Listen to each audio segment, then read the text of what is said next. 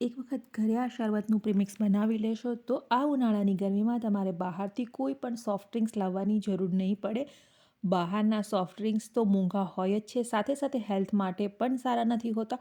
તો આજે આપણે ઘરે જ એકદમ સરસ ડ્રિંક્સ બનાવીશું, જેને તમે આ ઉનાળાની ગરમીમાં આરામથી પી શકો છો. તો આ ડ્રિંક્સનું પ્રીમિક્સ બનાવવા માટે મેં વરિયાળી લઈ લીધી છે, સાથે ખાંડ લઈ લઈશું.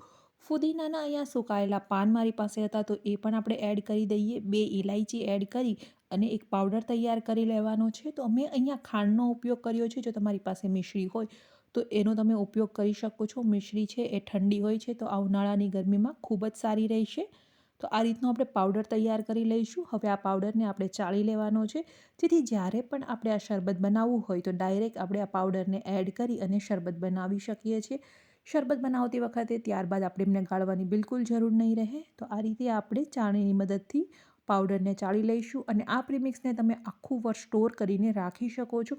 ફ્રીઝમાં રાખવાની કોઈ જરૂર નથી. તમે આ પ્રીમિક્સને બહાર જ સ્ટોર કરીને રાખી શકો છો. તો તમે જોઈ શકો છો અહીંયા આપણો પાવડર છે એ બનીને તૈયાર થઈ ગયો છે.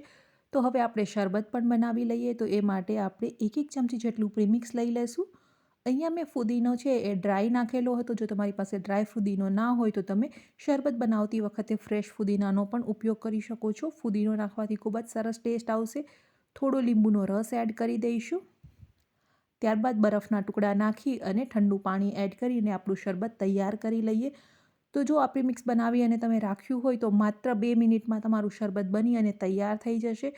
તો બહારના જે મોંઘા ડ્રિંક્સ છે એમને ખરીદવા કરતાં તમે ઘરે જ આ ડ્રિંક બનાવી શકો છો. ઉનાળાની ગરમી માટે એકદમ પરફેક્ટ છે. તો એક વખત જરૂરથી આ ડ્રિંક્સને બનાવજો.